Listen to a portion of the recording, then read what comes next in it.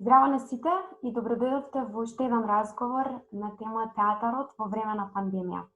Мојот денешна соговорник е Мирослав Петковиќ, актер во Театар Куманово. Добре дојде, Мирослав.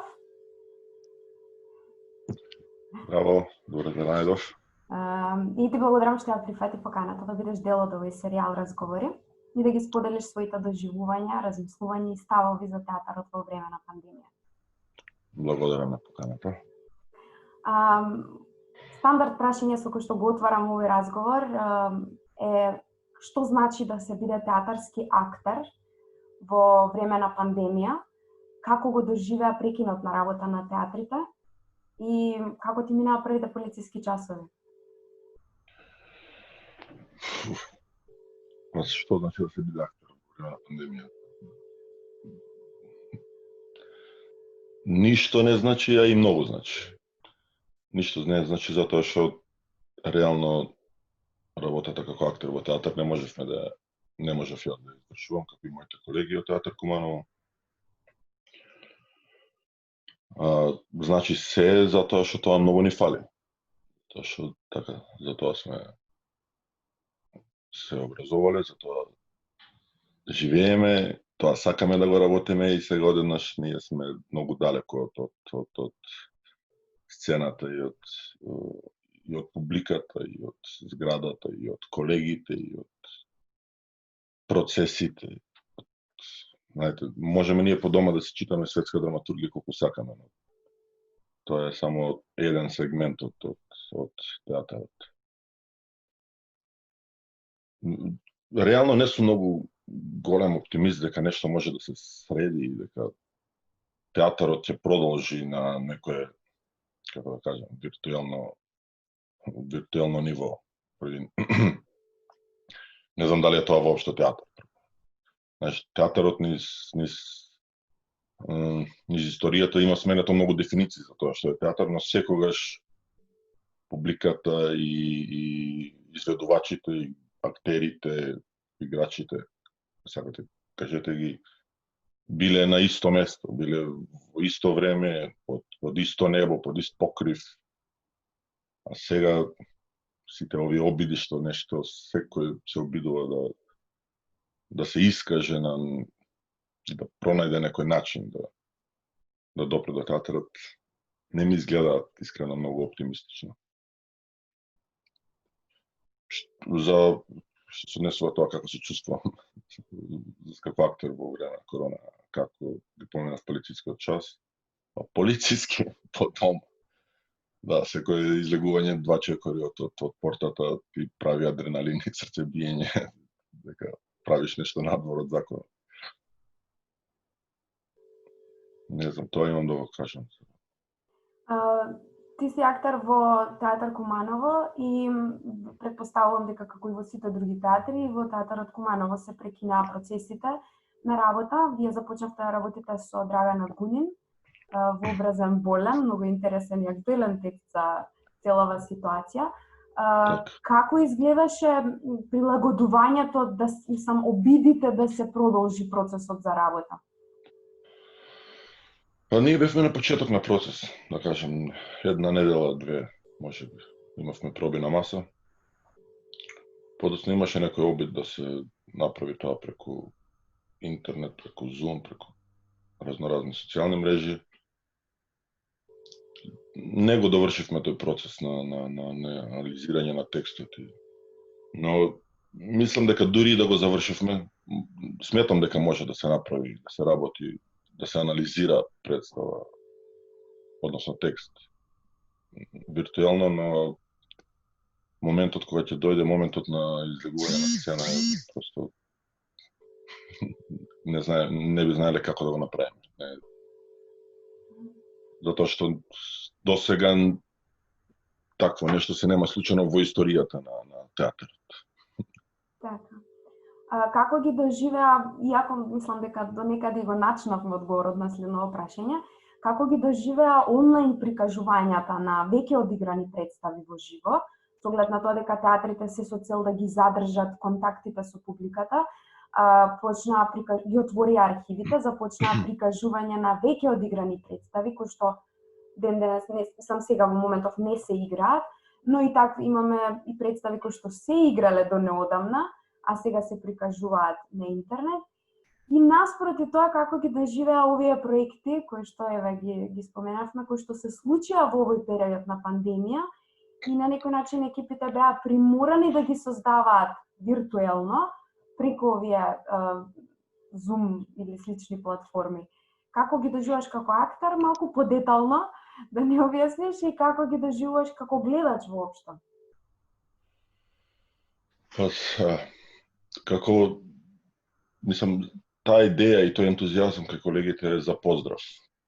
Сега, наистина не знам тоа колку е театар. Наистина не знам, знаете како,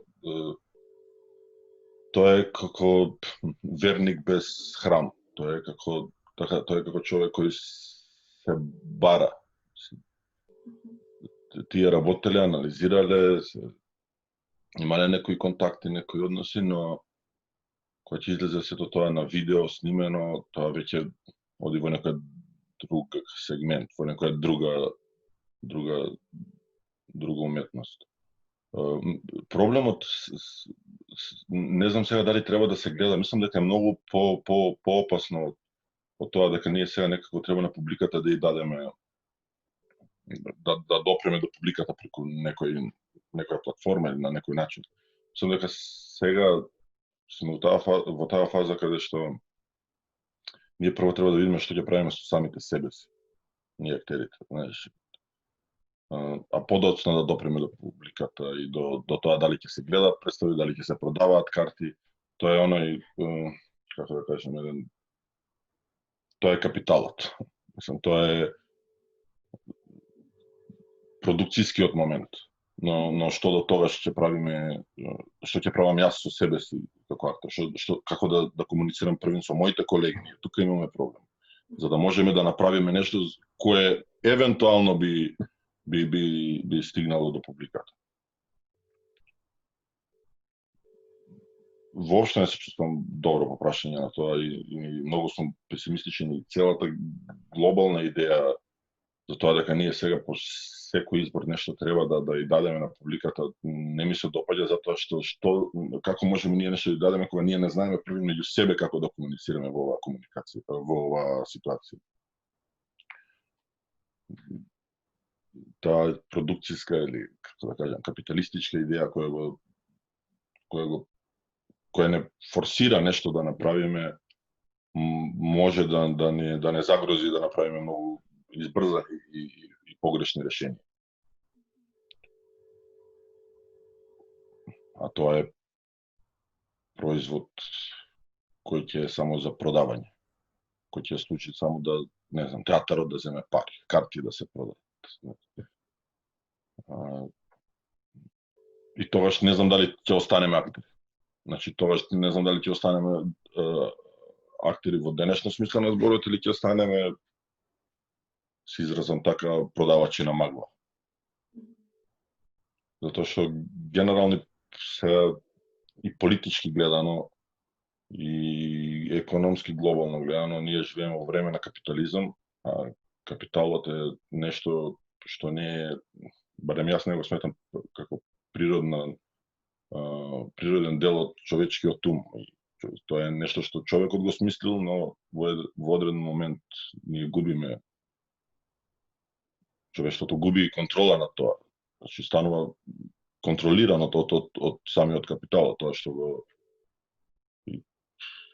на политичка гледна точка се јавуваат сега од најрадикални левици до најрадикални десници, спливуваат сосема нови партии. Сега е пред избори и тоа можеме да го видиме. Значи сега мислам дека на глобално ниво се подготвува некоја условно кажано војна, каде што ќе видиме што ќе правиме генерално како цивилизација со себе си,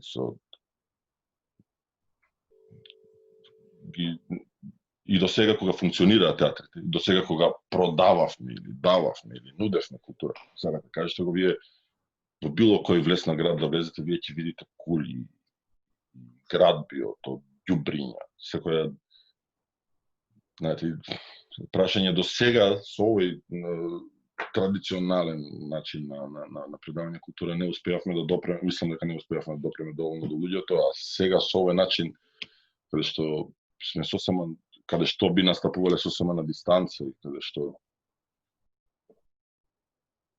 навистина не знам како би се допрело до човек. Малку сум исплашен по прашање на тоа, навистина. Дали се менува функцијата, значењето и улогата на театарот во овие услови? Кое е местото на театарот во нашето општество во овие услови на пандемија? Да, тоа е, значи тоа ми е и прашањето, мислам, не знам дали бев доволно јасен, која е мојата улога? Јас не знам која е мојата улога, а не да смислам како сега. Да, која дава улогата на уметникот, на театарскиот уметник во овие услови? Сега, ако зборуваме како за институционален актер, како сум јас, театар Куманово, така има надлежни, има кои ги дава задачите и улогите. Доколку би се зборувало од страна, а не како актер работи во институција, самите си ги дава. Самите кога си ги даваме, од тука ми тргна идејата дека први јас морам да решам што ќе правам со себе си во оваа ситуација. Како јас да го доживам својот мир, како да ја најдам, сега може така да се каже, комфортна зона во која можам да творам и во која ќе имам што да кажам и ќе знам како тоа да го пренесам кај публиката.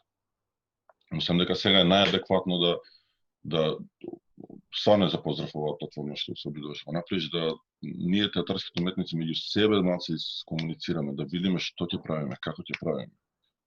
Знаете, не е само за во Македонија, во цел свет не знам што да прават театарските уметници. Навистина, никаде не видовме поинакво решение од онлайн давање представи или снимени представи.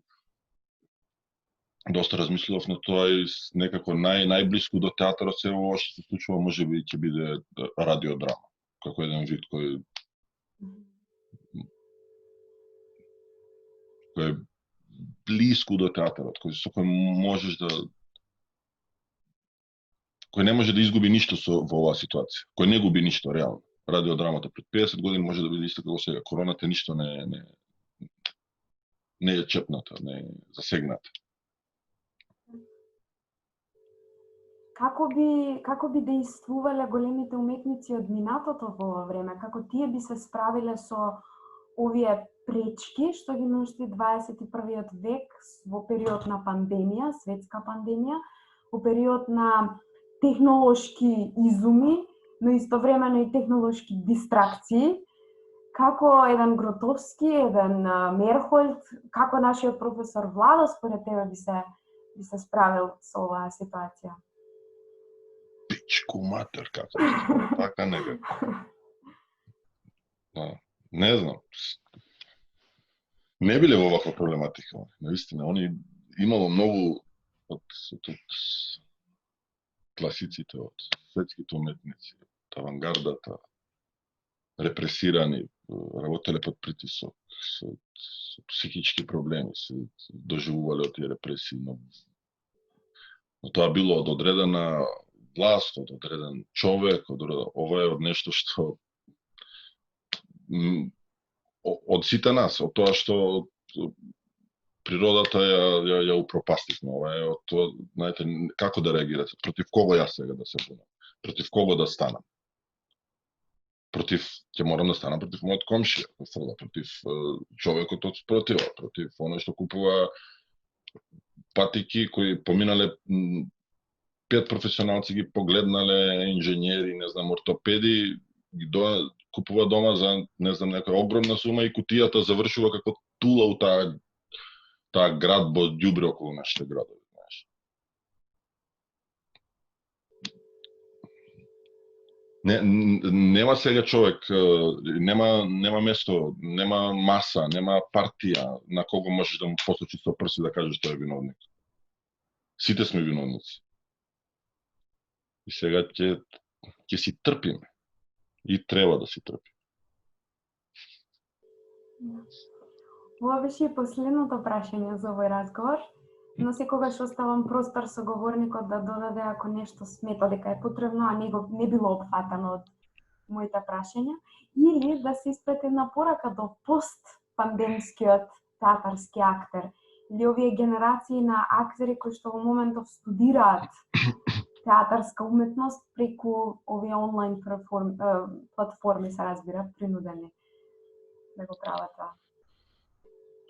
Кои се другите решенија, еве можеби и така можеме да го завршиме за развој на театарот во овие услови? Знаеш, пак ќе продолжам претходната теза.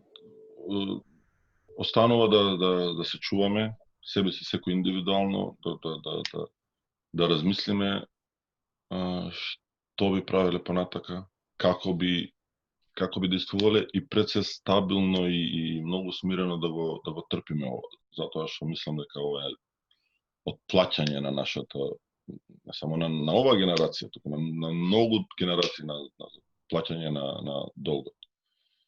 Колку ќе трае, како ќе трае, никој не знаеме. Но да останеме здрави, тоа е доброто, што можеме да прочитаме се што не сме до сега прочитале, сме сакале.